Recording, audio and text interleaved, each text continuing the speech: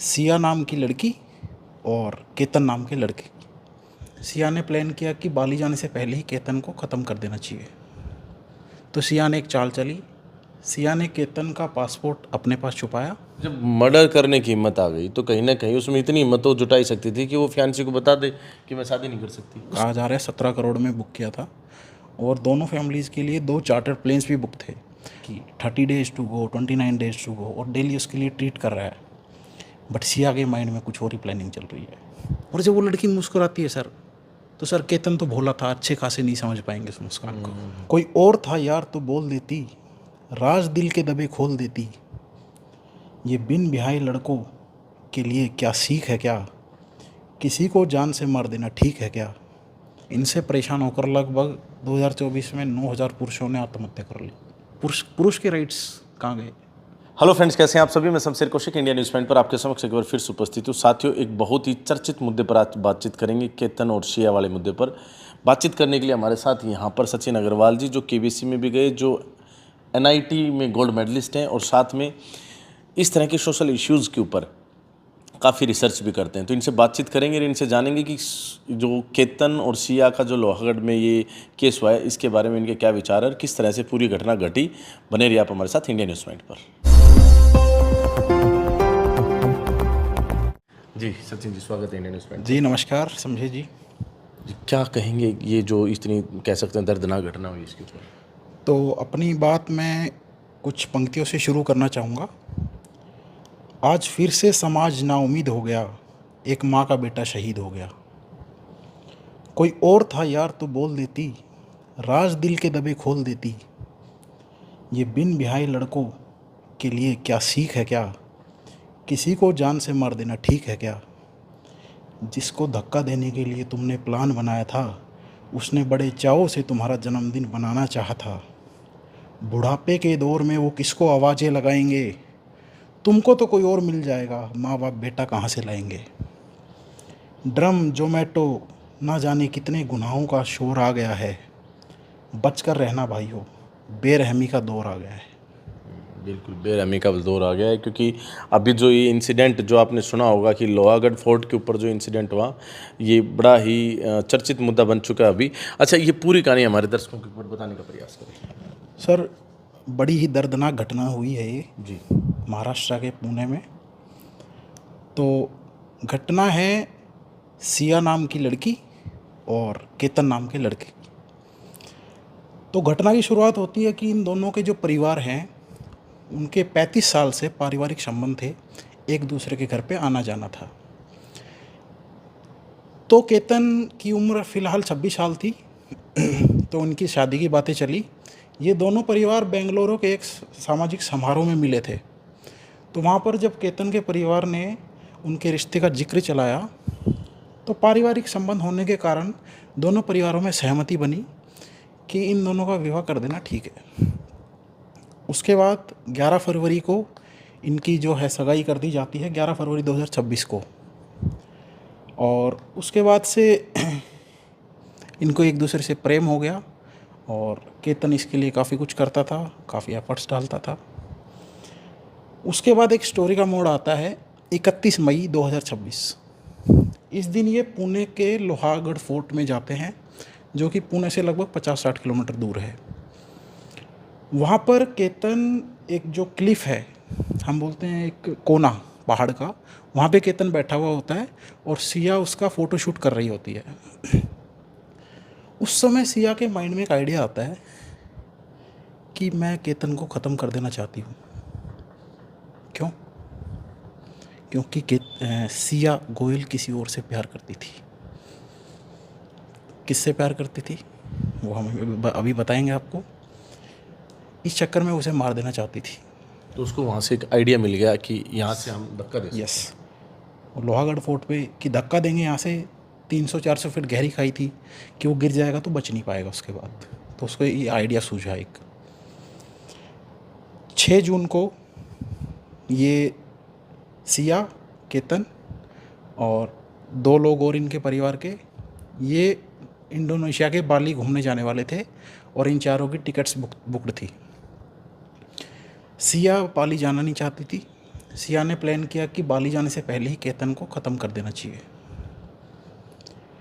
उसके बाद 4 तारीख को और 5 तारीख को फिर से जिद करती है सिया केतन से कि लोहागढ़ फोर्ट चलो, लोहागढ़ फोर्ट चलो, लेकिन केतन के परिवार से मंजूरी ना मिलने की वजह से वो नहीं जा पाए। फिर सिया क्योंकि बाली जाना नहीं चाहती थी तो उसने एक प्लान और बनाया। ये चारों लोग पुणे से जब मुंबई एयरपोर्ट की तरफ जा रहे थे तो सिया ने सोचा कि अब क्या किया जाए। तो सिया ने एक चाल चली। सिया ने केतन का पासपोर्ट अपने पास छुपाया, रास्ते में रेस्टोरेंट पे गाड़ी रुकवाई, वॉशरूम गई, पासपोर्ट को फाड़ा, फ्लश कर दिया।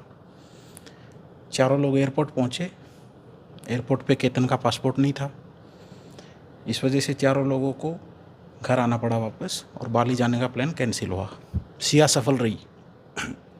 उसके बाद सिया की फिर से स्टार्ट हुई। उसने जिद करना स्टार्ट किया, लोहागढ़ फोर्ट जाना है, लोहागढ़ फोर्ट जाना है। तो ये कोशिश उसकी चलती गई और जाके 14 जून को वो केतन को लोहागढ़ फोर्ट पे फिर से जाने के लिए राज़ी कर लिया। तो वहाँ पे उसने प्रयास किया। जब केतन खड़ा था खाई के बगल में तो उसने धक्का देने की कोशिश की, लेकिन उस दिन केतन का दिन अच्छा था और किसी पेड़ पे हाथ लगने की वजह से केतन बच गया। केतन के पूछने पर सिया ने बताया कि मैंने इसलिए धक्का दिया था क्योंकि तुम्हारे पीछे सांप था, खा जाता। कहते हैं ट्रैकर भी अच्छे थे। हाँ, केतन काफ़ी अच्छे ट्रैकर थे और उनके पूरे परिवार को पता था कि बहुत अच्छे ट्रैकर हैं। और ये जो सांप वाली, वो केतन बच गया उस दिन।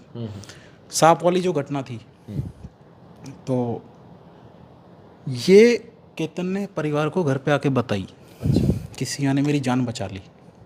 अब मेरी जान सिया की वजह से बच गई, नहीं तो मुझे सांप खा जाता। फिर बहुत जल्दी सिया का जन्मदिन आने वाला था। तो 19 जून के आसपास उसका जन्मदिन था शायद।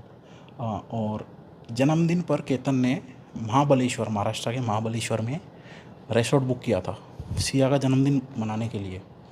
एक साइड केतन उससे कितना प्यार करता है, उसके लिए कितने एफर्ट्स डाल रहा है। वो पिछले 1 महीने से डेली वो बर्थडे काउंट कर रहा है कि 30 days to go, 29 days to go, और डेली उसके लिए ट्रीट कर रहा है। बट सिया के माइंड में कुछ और ही प्लानिंग चल रही है। वो सोच रही है कि मैं इसको जल्दी से जल्दी कैसे मारूं। यही प्रयास हुआ। सिया ने चाहा महाबलेश्वर जाने से पहले फिर से एक प्रयास किया जाए और वो जिद करने लगी कि लोहागढ़ फोर्ट फिर से जाना है। फिर से परिवार ने मना कर दिया कि आप महाबलेश्वर जाने वाले हो, अब क्या करोगे जाके लोहागढ़ फोर्ट।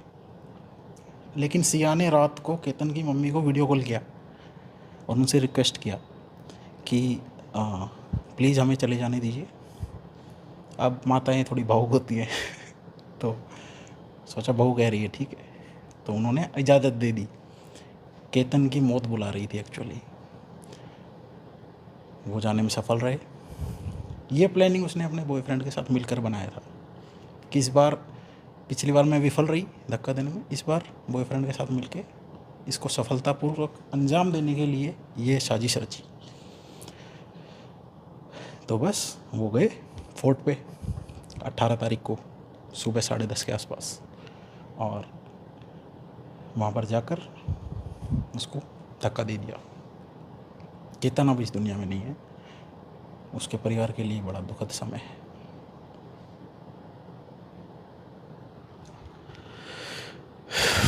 जैसा सोचा भी नहीं होगा इस तरह का मेरे हिसाब से। कहते हैं कि जो बर्थडे की बात कर रहे थे, तो बर्थडे पर भी उन्होंने काफ़ी रिसोर्ट में रूम्स बुक कर रखे थे।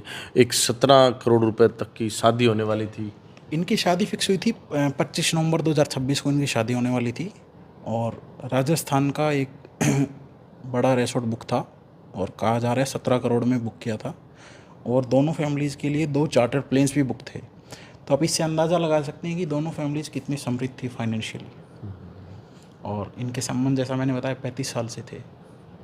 तो इस तरह की घटना होनी नहीं चाहिए थी। केतन जो है उनके पिता 600 करोड़ रुपए तक की प्रॉपर्टी, बिल्कुल 600 करोड़ के मालिक हैं। सक्सेस ग्रुप है उनका, उनके पिताजी का। और ये उसमें एक डायरेक्टर के पद पर थे। और ये बोस्टन से पढ़ के आए थे, MBA करके आए थे। उसके बाद इनके पिताजी ने कहा कि आइए फैमिली बिजनेस इतना बड़ा है, इसी को संभालते हैं। और काफ़ी अच्छा बिजनेस चल रहा था। रियल एस्टेट का बिजनेस था इनका काफ़ी बड़ा। अच्छा, जैसे अब ये केतन को धक्का मार दिया, केतन इस दुनिया में नहीं रहे, उसके बाद फिर आगे क्या हुआ? आगे सर ये हुआ कि चीज़ें नॉर्मल थी। सिया ने चाहा कि ये इसको एक एक्सीडेंट का मोड़ दे दिया जाए। तो जैसे ही धक्का दिया उसके बाद उसने चिल्लाया कि मेरा जो मंगेतर है वो गिर गया है। फिर सब चीज़ें स्टार्ट हुई। उनका अंतिम संस्कार का समय आया। सिया इनके घर भी आई केतन के। तो गुत्थियाँ वहाँ से जो है सुलझना शुरू हुई कि केतन की बहन ने सिया से पूछा कि क्या हुआ था वहाँ पे, और सिया के हाव भाव बदल गए। तो वहाँ से जो है सिया की सिस्टर को, नहीं सॉरी, केतन की सिस्टर को और केतन के पिताजी को सिया पर शक हुआ, और उसके बाद उन्होंने पुलिस से कार्रवाई करने की मांग की। केस पहले दर्ज हो चुका था क्योंकि वो खाई से गिरा था। तो क्या ये कार्रवाई तो इनके और इनके बॉयफ्रेंड को पकड़ लिया गया है। मैजिस्ट्रेट ने पुलिस कस्टडी में भेज दिया है। कैसे पकड़ा? इनको ऐसे पकड़ा है कि कुछ 3-4 पॉइंट्स हैं, क्योंकि आपने देखा होगा कि कोई भी मर्डर करता है, इस तरह की घटना करता है, सबूत जरूर छोड़ देता है ना। पहला सबसे बड़ा क्या शक था कि फोर्ट के सीसीटीवी कैमरास खंगाले गए। सीसीटीवी कैमराज में एक संदिग्ध व्यक्ति देखा गया जो कि हुडी पहना हुआ था। आप बताइए कि ऐसी गर्मी में हुडी पहनना और फेस पे मास्क लगाना, ऊपर से हेडफोन, तो ये थोड़ा सा संदिग्धता का जो है लगा लोगों को। सिक्योरिटी, अब उसने क्या था कि वहाँ पे जो टोल था ना ऊपर, वहाँ पे टिकट कटती थी जो भी जाना चाहता है फोर्ट पे। लेकिन चेतन है उसका नाम, उसके बॉयफ्रेंड का नाम। तो चेतन ने टिकट नहीं ली। वो ये बहाना कर रहा था कि मेरे पास हेडफोन लगे हुए, मुझे सुना नहीं। और सिक्योरिटी गार्ड चिल्ला रहा था टिकट लो टिकट लो। लेकिन उसके बाद उसने क्या बोला चेतन ने कि मैं एक्सरसाइज करके आता समय आपको पैसा दूंगा, टिकट ले लूँगा। तो कहीं ना कहीं वो अपनी एंट्री भी बचा रहा था कि मैं तो एंट्री बिल्कुल ही नहीं। वो मैं कह रहा हूँ कि सबूत बचाने की कोशिश की जा रही थी, लेकिन सबूत रह जाते हैं कुछ ना कुछ। तो वो जानने में तो सफल रहा, धक्का देने में भी सफल हो गए। आया तब भी उसने कोशिश की कि ना दूं टिकट, तो टिकट से बचने के लिए वो तुरंत भाग गया। तो एक तो सीसीटीवी वाला फुटेज वाला पुलिस ने पकड़ा। दूसरा था कि जब खंगाला गया कि फ़ोन की लोकेशंस क्या थी, तो लोहारगढ़ फोर्ट पे चेतन का फ़ोन की लोकेशन नहीं थी, इसके फ़ोन की लोकेशन ऑफिस बता रहा था। तो इसमें भी चेतन ने चाल चली थी कि वो अपना फ़ोन ऑफिस में छोड़ के चला गया था और अपने किसी मित्र का फ़ोन लेके चला गया था। मित्र के फ़ोन की लोकेशन निकाली तो लोहारगढ़ फोर्ट मिली। गुत्थी छोड़ फिर से आ गई। फिर देखा कि सिया से इसके फ़ोन का क्या संबंध था। उसमें क्या पाया गया कि इनकी 2000 से ऊपर कॉल्स जनवरी के बाद से हो चुकी हैं और लगभग 338 घंटे बात हुई है। 2004 कॉल्स, 338 घंटे, और हम एवरेज निकालें तो डेली 2 घंटे बात, डेली 2 घंटे, और डेली लगभग एवरेज 11 कॉल्स, जो कि बड़ा नंबर है। तो ये मेजर ऑप्शंस थे पुलिस के पास, ये सबूत थे, इसकी वजह से दोनों को हिरासत में ले लिया गया। अब पुलिस कस्टडी में है, कार्रवाई चल रही है। कमाल की बात है वैसे ऐसा इस तरीके। अच्छा, एक जैसे रिश्ता ही हुआ था तो उसने बताया क्यों नहीं? उसको तो बता ही देना चाहिए था कि मुझे शादी नहीं करनी। ऐसा बताया जा रहा है कि इनका पिछले लगभग 1 साल से अफेयर था, और ऐसी भी कुछ बातें सामने आई हैं कि उससे भी पहले सिया का एक अफेयर और था। अच्छा।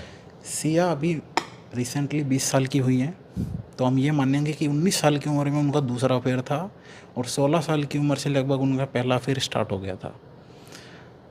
अब समाज में ये देखने की ज़रूरत है कि क्या 16 साल का कोई भी बच्चा इतना परिपक्व और इतना मैच्योर है कि वो अपने लिए एक सही पार्टनर चूज़ कर सके,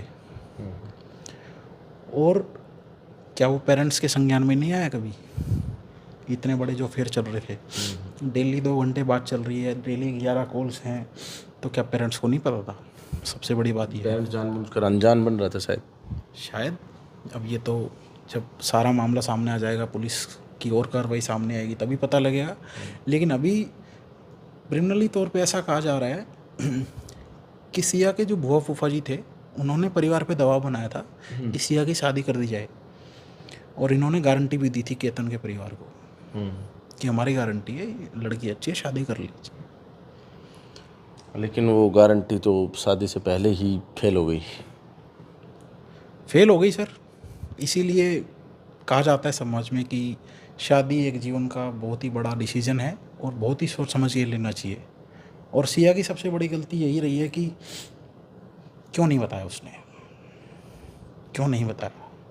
हाँ, उसमें जब मर्डर करने की हिम्मत आ गई तो कहीं ना कहीं उसमें इतनी हिम्मत तो जुटाई सकती थी कि वो फियांसी को बता दे कि मैं शादी नहीं कर सकती। उससे पूछा जा रहा है कि आपने क्यों नहीं बताया, तो उसका तर्क सुनिए आप। कह रही हैं परिवार की इज्जत बचा रही थी। अब तो परिवार बड़ा इज्जतपूर्ण महसूस कर रहा होगा समाज में। अब तो और भी ज़्यादा खराब कर दिया काम। क्या शर्म नहीं आ रही? और ये कुछ वीडियोस भी वायरल हो रही हैं जिसमें सिया का जो एक चाल चलन है, सिया जब पुलिस स्टेशन से बाहर आ रही हैं तो बड़े कॉन्फिडेंस से बाहर आ रही हैं। क्या इस तरीके के अपराध के लिए अपराधियों में डर नहीं है? ये समाज किस दिशा में जा रहा है? बाकी कहते हैं कि वो लड़का बड़ा भोला सा था, शरीफ था और काम भी संभाल लिया था साथ में। इसके लिए बर्थडे पार्टी कभी कुछ सरप्राइज दे रहा सर मैं बता रहा, 1 महीने से डेली सरप्राइज दे रहा था लड़का। एक वीडियो वायरल हो रही है सोशल मीडिया पे जिस पे वो अपनी गाड़ी उस लड़के के लिए सजा रहा है, वो गले ही मिल रहे हैं। और जब वो लड़की मुस्कुराती है सर, तो सर केतन तो भोला था, अच्छे खासे नहीं समझ पाएंगे उस मुस्कान को।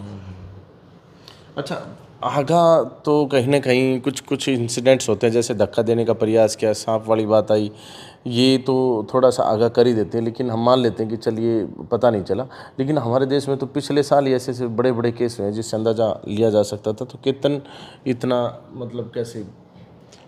देखिए पिछले साल की 2 मेजर घटना है। एक घटना है मई 2025 की, सोनम रघुवंशी ने राजा रघुवंशी को सेम तरीके से मेघालय में पहाड़ी से धक्का देकर मार दिया, शादी के 9 दिन बाद। हनीमून मनाने गए थे। और सबसे विचलित बात तो ये है कि वो उसको अप्रैल 2026 में बेल मिल गई है। अब वो जमानत, वो बाहर घूम रही है। ये हमारे देश का कानून है, स्वीकारने के बाद हरी है, बिल्कुल नहीं। कहीं ना कहीं बदलाव की ज़रूरत है। और इसी तरीके की एक घटना फरवरी 2025 में, पिछले साल ड्रम वाला केस, सब नीला ड्रम और 3 टुकड़े डाल के सीमेंट, और कहते हैं वहाँ उसके बाद वो घूमने भी चली गई थी। बताइए, मतलब अपराध करने के बाद भी डर नहीं है। किस तरीके के लोग समाज में पनप रहे हैं, समाज किस दिशा में जा रहा है। तो सरकार और कानून को क्या करना चाहिए, क्या मानते हैं आप? सर सरकार और कानून को यही है कि बड़े मतलब जो कड़े से कड़ा जो है सज़ा देनी चाहिए इनको, कहीं ना कहीं वो बरतना नहीं चाहिए। आपने देखा होगा कि जो निर्भया केस काफ़ी फेमस हुआ था, उसमें एक जो नाबालिग था वो आज खुला घूम रहा है। और उसका कारण यही था कि जब वो क्राइम हुआ था उस समय इस तरीके का कानून नहीं था, या इस तरीके का कानून ये नहीं सोचता था कि 18 साल से नीचे या कोई नाबालिग इस तरीके का क्राइम कर सकता है। लेकिन सरकार ने इसके बाद अच्छा कदम उठाया, वो काफ़ी कानून लेके आया इस तरीके का कि नाबालिग भी इस तरीके का क्राइम करता है। अब कहीं ना कहीं आपको लगता है कि अब 2-3 जो ये इंसिडेंट हुए हैं इसमें वैसे तो चलो नारी अबलार ये सब होता रहता है, अत्याचार वाली बात होती रहती है, लेकिन रिसेंटली जो ये 2-3 केस हुए जो इतने पॉपुलर भी रहे, हालांकि इसके अलावा भी बहुत सारे केस होंगे लेकिन वो शायद चर्चा में ना रहे। विशेष तौर पर बात ये कि मर्द समाज में अपने आप में खौफ है। बहुत सारे मीम्स और रील्स वायरल हो रखे जिसमें कहा जा रहा है कि अब लड़कों को डरने की ज़रूरत है, लड़के डर रहे हैं। सच पूछो तो आपको ध्यान होगा एक समय हुआ करता था जब लड़की वाले के पेरेंट्स सोचते थे कि इसको अच्छा लड़का मिल जाए। लेकिन सर आज ये समय आ गया है कि लड़के वाले डर रहे हैं कि इसको एक अच्छी बहू मिलेगी या नहीं मिलेगी। ये समाज की सच्चाई है। और इस केस ने तो कुछ ज़्यादा ही ये प्रूव कर दी अपने आप में बात। हाँ। अच्छा, हमारी जैन जी, क्योंकि इसमें गर्ल्स भी हैं बॉयज़ भी हैं, तो इनको क्या कहना चाहेंगे, ये कैसे इन चीज़ों को टैकल करें? क्योंकि शादी एक बड़ी रिस्पॉन्सिबिलिटी होती है और कहीं ना कहीं ऐसा लग रहा है इन केसेस के माध्यम से तो कि मर्डर करना कहीं ना कहीं इन्होंने आसान समझ लिया, जबकि वो शादी से मना भी कर सकती थी। मना क्यों नहीं किया? सर मैं एक डेटा बताता हूँ आपको। शायद ये NCRB का डेटा है 2024 का। विवाह से संबंधित जो मामले हैं इनसे परेशान होकर लगभग 2024 में 9000 पुरुषों ने आत्महत्या कर ली। 2024 में 9000 पुरुषों ने। कमाल का डेटा है। 9000 कितनी बड़ी संख्या होती है। मैं ये नहीं कह रहा कि सिर्फ पुरुष कर रहे हैं आत्महत्या, महिलाएं भी कर रही हैं, लेकिन पहला तो पुरुषों की संख्या ज़्यादा है और दूसरा पुरुषों के हक में कानून है, महिलाओं को राइट्स मिले हुए हैं, ठीक है, कानून उनके साथ सब कुछ है। और मैं भी सपोर्ट करता हूँ उनको, और समाज के पुरुष समाज सपोर्ट करता है, सपोर्ट करता, तभी तो कानून है। कौन पुरुष समाज जो है अपोज कर रहा है महिलाओं के लिए कानून का, लेकिन हम अपोज कर रहे हैं कि ये जो महिलाएं कर रही हैं वो क्यों कर रही हैं, उनके खिलाफ क्या एक्शन होना चाहिए। तो पुरुष के राइट्स कहाँ गए। अब शूडो फेमिनिस्ट वो हैं जो मेल्स के राइट की बात नहीं कर रहे, और असली फेमिनिस्ट है ना वो आज पुरुषों के राइट्स की बात कर रहे हैं, क्योंकि फीमेल्स से कम है इन केसेस में। ये इशू सबसे बड़ा। अब इसमें आपको लगता है कि इसमें भी कोई जमानत वगैरह हो जाएगी आगे? सर ये तो देखना होगा कि केस किस दिशा में जाता है। सोनम उसकी तो होगी बिल्कुल, सोनम रघुवंशी की वो जमानत हो गई अप्रैल 2026 में, लेकिन कानून में देखिए कुछ कमियां तो रही जाती हैं, और ऐसे केसेस देखने के बाद कानून चेंज भी हुए हैं पास्ट में। जैसा मैंने उदाहरण बताया निर्भया केस में जुवेनाइल कानून लाया गया, उसमें इम्प्लीमेंट किए गए, तो ये चीज़ है। तो आप ये मानते हैं कि आपकी, जैसे आप तो रिसर्च करें पूरी कहानी आपको पता ही है, तो आप ये मानते हैं कि कहीं ना कहीं कि 100% ये गलत हुआ है अपने आप में ना? सर बहुत गलत हुआ है, बहुत विरोध हो रहा है, सोशल मीडिया पे देखेंगे, मीडिया में देखेंगे, हर जगह इसी की चर्चा चल रही है। बिल्कुल। क्या स्टेप्स लेने चाहिए हमारे युवाओं को? सर ये स्टेप लेने चाहिए कि सबसे पहले तो आप शादी करने से पहले आपस में इस तरीके की बातें करने से घबराएं ना। यदि आपका कहीं अफेयर चल रहा है, कोई आपको पसंद है, आप किसी से प्यार करते हैं, तो खुलकर उस चीज़ को बताएं। छुपाएंगे तो कहीं ना कहीं नुकसान ही होना है। शादी से पहले इस तरीके का नुकसान, और शादी के बाद जो मैंने आपको डेटा बताया उस तरीके का नुकसान। हाँ सही बात है। शादी के पहले तो इस तरह का नुकसान जिसमें धक्का देकर मतलब हत्या कर दी गई, और शादी के बाद तो 9000 पुरुषों ने आत्महत्या कर ली 2024 में। तो एक बड़ा मतलब एक नंबर है जो किसी को भी डिस्टर्ब कर सकता है। इस तरह की बातें सुनकर बड़ा अजीब सा लगता है कि इस तरह की घटनाएं हमारे ही समाज में हो रही हैं जहाँ पर हम रहते हैं, और हमारे बीच में ही जो युवा हैं, जो युवक युवतियां हैं, वो इस तरह की घटनाओं को अंजाम दे रहे हैं ख़ास तौर पे। बाकी साथियों, आपको क्या लगता है कि ये जो घटना है जिस प्रकार से घटी है, और जिस प्रकार से ये इंसिडेंट जो है अभी पिछले आप कह सकते हैं कि 1-2 प्रयासों के बाद ये हत्या हुई है, मैंने सुना है कि इसमें इनके पास प्लान बी और सी ये तक था, अगर यहाँ नहीं मरते तो फिर बाद में कुछ करते। सुना ये भी है कि वो इनका एक्सीडेंट करवाने वाली थी अगले दिन, जो महाबलेश्वर जाने वाले थे, तो रोड एक्सीडेंट का प्लान तैयार था। अगर ये कैंडिडेट केतन जो हैं लोहागढ़ के फोर्ट से गिरकर नहीं मरता, तो इनके पास प्लान बी भी था, और सिया क्या करती कि इसका महाबलेश्वर जाते समय एक्सीडेंट भी करवा सकती थी। प्लान सी भी था क्या? देखिए, युवाओं को अपने भविष्य से संबंधित, करियर से संबंधित प्लान बी भी रखने चाहिए, सी भी रखने चाहिए, डी भी रखने चाहिए, लेकिन ऐसे कामों के लिए तो प्लान ए भी गलत है। प्लान ए भी गलत, प्लान ही गलत। जो मन में है वो बात आप अपने घर परिवार, अपने दोस्तों के साथ साझा कीजिए, और कम से कम किसी और का लाल इस प्रकार से ना छीनिए। अगर किसी प्रकार की आपकी कोई रिलेशनशिप है तो उसका जिक्र आप अपने घर पर भी कीजिए, और अगर ज़बरदस्ती आपकी शादी करवाई जा रही तो आप अपने मंगेतर को बताइए, ताकि वो भी इसके प्रति जो भी उसका डिसीजन आता वो भी साझा करता, और कुछ और मतलब हो सकता था जो इस समय हुआ, इससे बेहतरीन नहीं रहता जो भी होता है, क्योंकि अब तो जो हुआ वो सबसे बुरा ही हुआ, इससे बुरा और हो ही क्या सकता है। क्योंकि जिसने जान गंवाई है उसका पूरा परिवार जो है आज आप ये कह सकते हैं कि इस हाशिए पर बैठा है कि इससे उनकी जो भी उम्र है उस उम्र के हिसाब से उन्होंने एक युवा बच्चा खो दिया। प्लस अगर बात करें जो हत्यारे हैं उनके भी 2 परिवार, चेतन का परिवार भी और सिया का परिवार भी, वो दोनों बदनाम तो पूर्ण रूप से हो ही गए हैं, लेकिन साथ में ये दोनों मर्डरर हो गए, तो इनको कहीं ना कहीं कानून भी सजा देगा। और इस प्रकार से हुआ क्या कि तीनों जिंदगियां तो ख़राब हुई, साथ में तीनों परिवार भी कहीं ना कहीं नुकसान में चले गए। तो ऐसा हमारी सोसाइटी में नहीं होना चाहिए, जहां शिक्षा व संस्कार की बात की जाती है, जहां पर इस तरह से आप कह सकते हैं कि प्रेम में और इस तरीके से बहुत आगे तक हमारे जो पूर्वज जो हैं, हमारे जो बहुत पौराणिक ग्रंथ है, उन सब में बहुत कुछ लिखा है। तो वहाँ जब हम शिक्षा लेकर आते हैं तो इस तरह की घटनाओं को अंजाम देने के बारे में तो सोच भी नहीं सकते। बाकी आप क्या सोचते हैं इसके बारे में, कमेंट बॉक्स में अपनी राय देकर अवश्य बताएं। बाकी सर आपका बहुत बहुत धन्यवाद। Thank you so much. और भी इससे जुड़ी हुई खबरें आपको दिखाएंगे। बहुत बहुत धन्यवाद। जय हिंद, जय भारत।